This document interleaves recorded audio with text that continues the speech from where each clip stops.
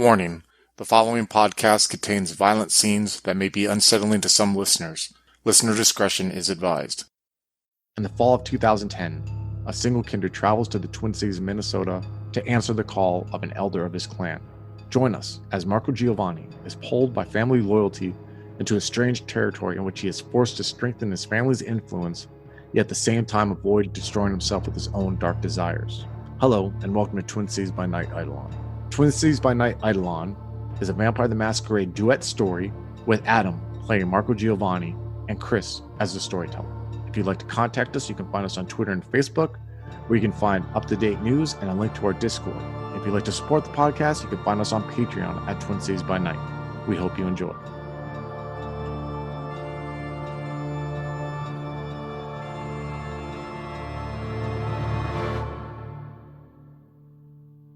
So you're standing in this room and you just unlocked the black body bag that's laying on this table. There's two body bags. You unzip the one on the left and you see this cold face that's staring up from the bag, very pale. The mortis has set in. You see that her eyes seem to have almost like a dew that's going on around them because of the frost that's slowly starting to melt. But you see these pale blue eyes that are staring upwards.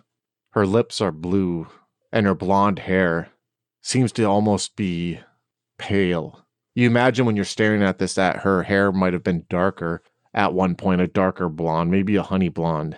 But now with her soul gone, her being an empty shell, you just see a pale nest behind her head. If you were to guess between these two, there's an older one and a younger one. You would assume this is the younger one. What are you doing right now, Marco? What's going on in your head? So as I unzip the bag and I just kind of open it enough to where her face and her head is poking out. And then I put a hand over this cold face and he's just kind of thinking. He's very cold around death. He doesn't really think of the tragedy of the loss of a human life. This is more just a business to him. And so he places his hand on the corpse and he just kind of feels the coldness coming from it. And then are her eyes open? Yes, they're open. Like the bag's unzipped. You have it like unzipped down to like the bottom of her neck where like the beginning of her chest starts. So yes, her eyes are open. He rubs his hand across the face and he kind of uses his fingers to pry the eye open a little bit more. And then he just moves his head down really close to the face of this body. And it's almost like he does it very sharply, very quickly. And he just puts his eye right almost flush alongside the eye of this corpse. It's almost like their eyeballs are touching, but just apart, just a little bit. And I'm going to try to use my discipline of necromancy to try to use insight. To use insight. And that's the one dot in the sepulchre. The sepulchre path? Sepulchre, I think. Sepulchre path. So you have to climb up on the table to get that like eye to eye with her. So you like go up onto this thick table and your knees kind of straddle her. You can feel your chest against you can hear the black the black plastic bag underneath like crinkle from your chest being on top of her chest. And when you take your hand and your fingers and you pry it open, you could feel like almost like a resistance because it's still kind of frozen to her eyelid a little bit. And then eventually you kind of feel like tug off and her eyeball is open. So for necromancy, and I'm looking up the system here real quick. I'm trying to see what you have to do here to roll. It looks like, okay, so to do this, the power requires a roll of perception plus occult, difficulty 8 for formerly living creatures, 10 for unliving ones such as vampires, so it's difficulty 8. As the vampire stares into the target eyes, the number of successes determine the clarity of the vision. So go ahead and roll it. Again, you can spend willpower if you want to. Just a reminder, it's on you. 3 successes. All right. So with 3 successes, you get a clear image with the sound of the minutes preceding the death. Okay. So when you tug her eye open with your finger even more, and you go nose to nose with her, and you stare into those pale blue eyes, but you focus on the darkness in those eyes that are somewhat dilated at this moment.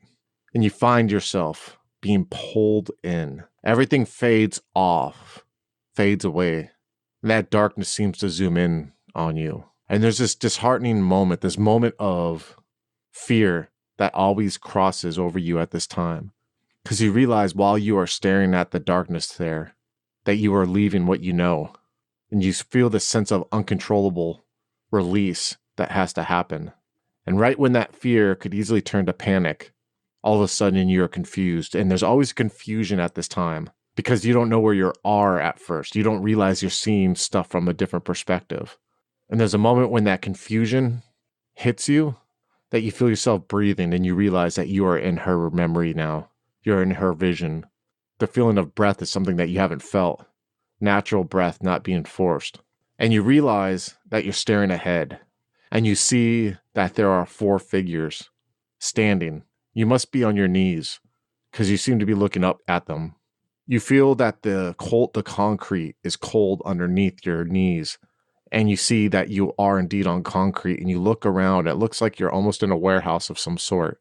And these 4 figures are standing about 5 feet in front of you.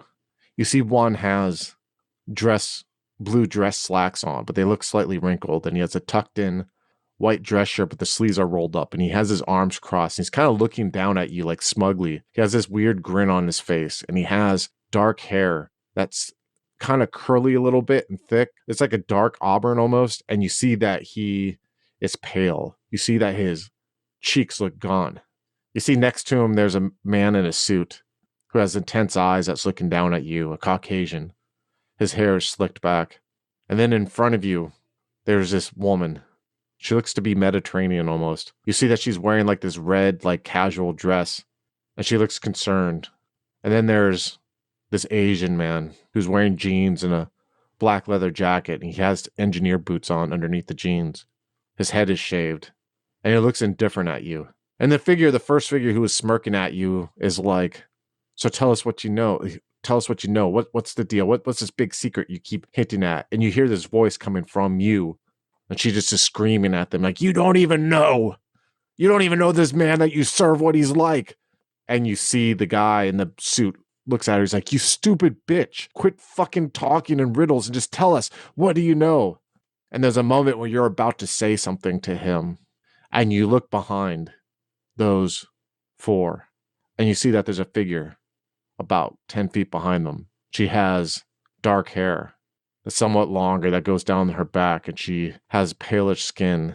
And she seems to be almost wearing looks like a pea coat of sorts, but you can't quite make sure. But you realize how you feel when you see her, that you feel rejoiced. You feel like almost like a sense of that you may be freed here. And then there's a moment where you catch eyes with her and you start feeling that you can't breathe. And you all of a sudden start hearing this buzzing in your ears, almost like the sound of insects, as you lose your control of yourself and you fall over. Then you snap back. And your head and your body sits up as in shock, as if you're coming back into your own. How are you processing all this? What are you going to do? I was going to ask you the same thing. Like, I would definitely think I've done this before. I've looked into... Yeah, you've done this before. I've viewed a scene from somebody's eyes. I've gone into that perspective, but that feeling of losing my power, seeing that figure, feeling that initial relief at first, and then just suddenly being overwhelmed by that feeling, it would definitely be jarring to him.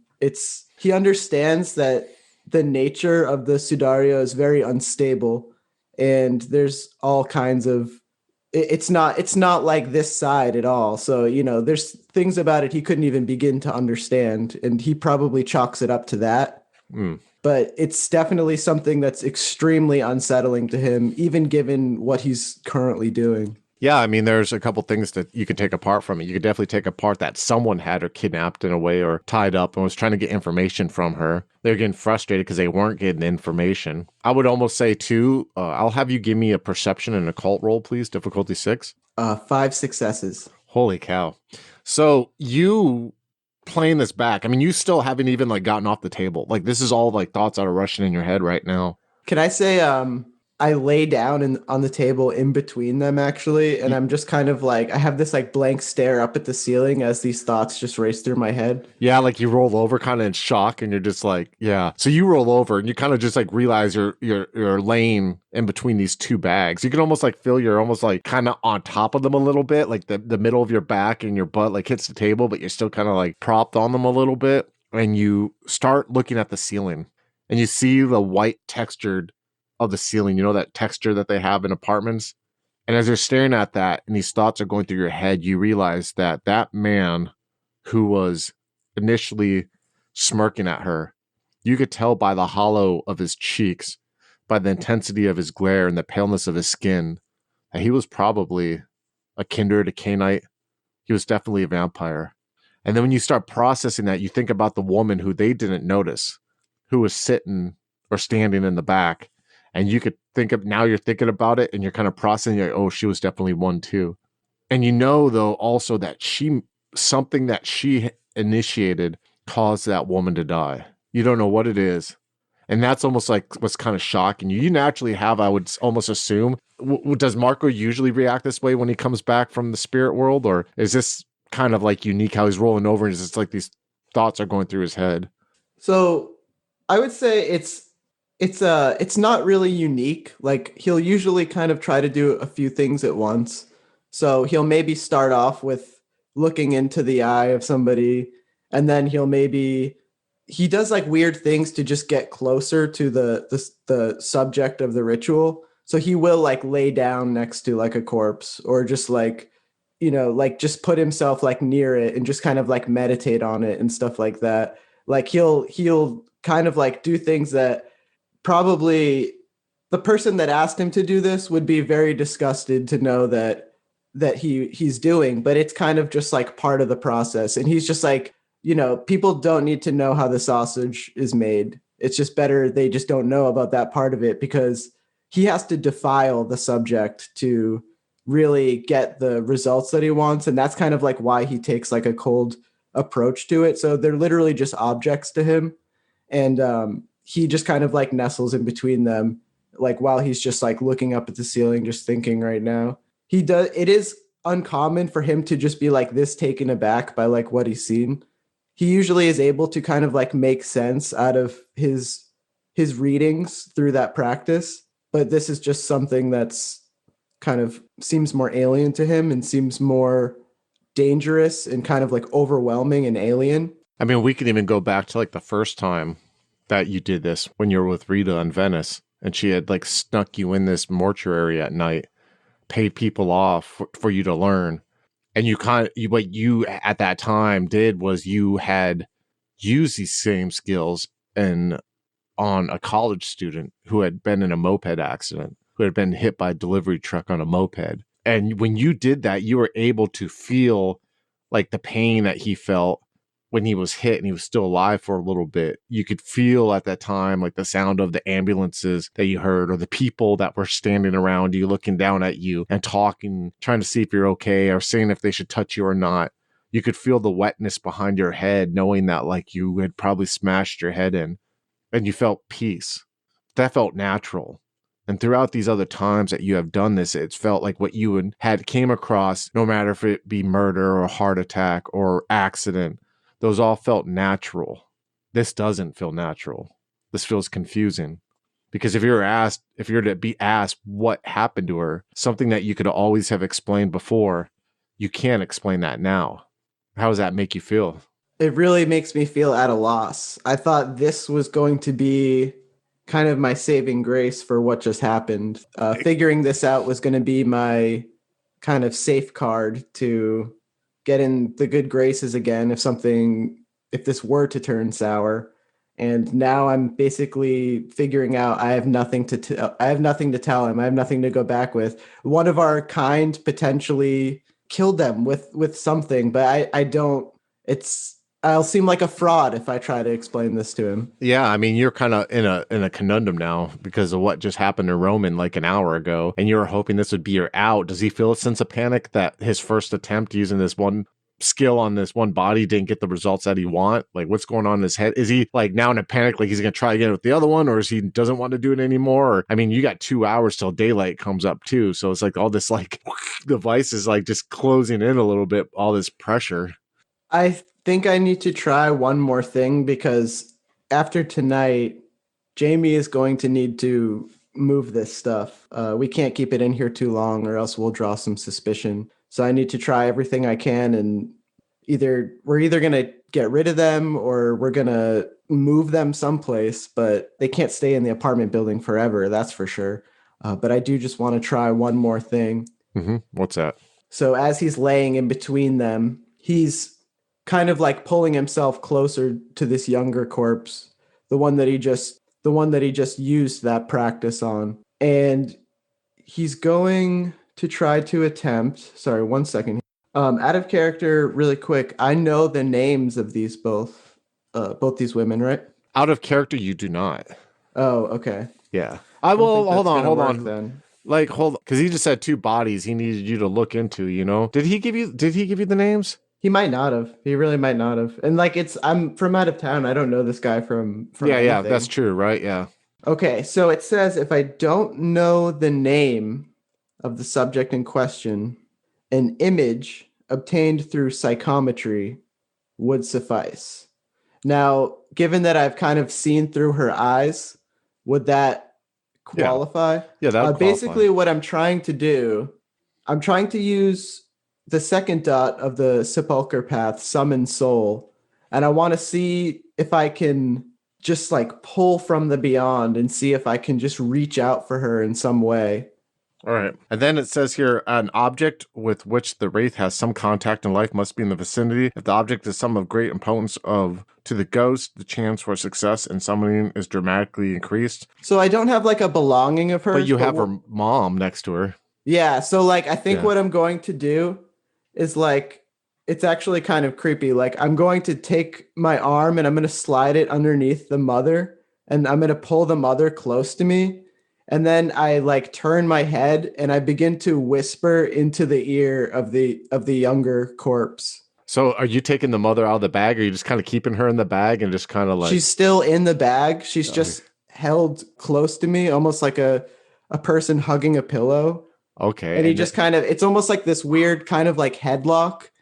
And he just kind of like rolls over and he's just like, so the one bag is still shut. Yeah. The bag with the younger woman, it's still open to where her head is basically exposed. Yeah. And he just like puts his mouth close to her ear. And that's how he's going to begin to try to ask questions or try to call out for her, I guess, so to speak. All right, that sounds good. So it looks like that to use Summon Soul, the vampire player must roll Perception plus Occult, difficulty 7, or the Ghost Willpower if the storyteller knows it. We'll say difficulty 5. Okay, 3 successes. Okay, so you put your arm under this black body bag and you hear it crinkling, and you kind of like lift it a little bit so you can almost like cuddle it like a blanket, like it's special to you. And then you turn and you put your lips towards her ears. And what do you start to whisper in her ear? I just kind of whisper, "Are you out there?" And there's a moment where you hear back from that ear,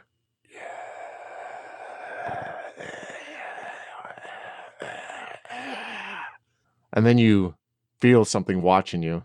And you look like you're laying and you look away from the ear and you kind of lift your head up a little bit and you see his figure standing at the end of the table by your feet. And she's standing there and she's naked and she's staring at you with these eyes that don't open, that don't close, that are all black. Everything looks gray on her or blue. You see her pubic line and you see her breasts, but they look defeated. They look as if every essence that was in her cell has left her body, but yet she still looks familiar and looks like a person, as you know. But she's just staring down at you as you're there with her corpse and her mother's corpse. Marco just kind of freezes for a second and he begins to sit up and he's kind of letting these 2 bags just kind of slump to the side. They're still on the table, but they just kind of, like the mother's bag just kind of slams down on the table just kind of carelessly, and he props up to a sitting position, and then he's like slowly moving forward, and he gets himself off of the table, and he takes a knee before her, and he's just looking up at her, and he's just this presence is just looking down at him, and even though he's experienced this type of thing, it's still very almost intimidating to him and frightening to him. But he just looks up at her, and it's almost like his voice is just too choked to speak, and he's just like almost reaching up to touch her hand, but he doesn't touch anything. His hand just kind of moves up to kind of motion for her, and he's just like, tell me what happened. You have learned through your time with talking the spirits, which is a difficult task to do, that there's a form of communication that isn't like normal language that you know how to speak. That they don't speak in language. That they don't speak in syllables and words. They speak through sounds, touch, imaging. Even like feelings, I'd imagine too. Feelings, yeah. Maybe just like he's not even asking for like a vocal response. Like maybe if she could just make him feel something that would give him some clarity. Well, it's almost like also though, what I was about to say is like you've learned how to interpret this dance that the spirits do. So there's a moment where your hand is up, like reaching towards her, and she grabs her hand, your hand, and she puts it down between her legs, and she like cups your hand there with hers, and she's just staring down at you, and you can feel it pulsating a little bit, and you see her eyes narrow down looking at you, and her mouth opens, and you just hear this screeching pain that's coming through her mouth out towards you. And through this pain and this scream that's almost inhuman, you're able to piece together in her head how a lover, one that she cared for, one who mentored her, had her killed.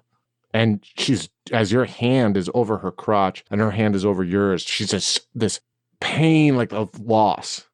Not a scream of pain of like physical harm, but a scream that you hear women who lose their children let loose, a howl of pain of a soul that's damaged and will no longer heal. And you know when you hear that this will never go away, this feeling of hers. And then it stops. She stops screaming and she removes your hand, but she still holds on to it though. As you're kneeling down, she looks down at you. Now you can ask for more details or whatever, you know what I mean? But like, Marco is actually going to separate from this.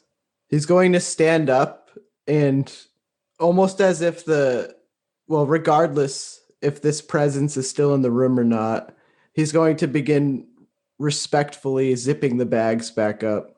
And he's almost like, it's like he's trying to ignore it, but he can like still feel it just like watching him. And it makes him just feel incredibly tense. Just, he feels like crying or shouting. He's running so close to empty at this point as well. And he's losing daylight. yeah. He's losing nighttime. I meant to say daylight is approaching, and he can't keep these tools in his apartment any longer without drawing suspicion. And he's like, well, there's a thing. When you try to pull your hand away, she doesn't let it go. And you feel that tug a little bit as you turn it, and it doesn't let go.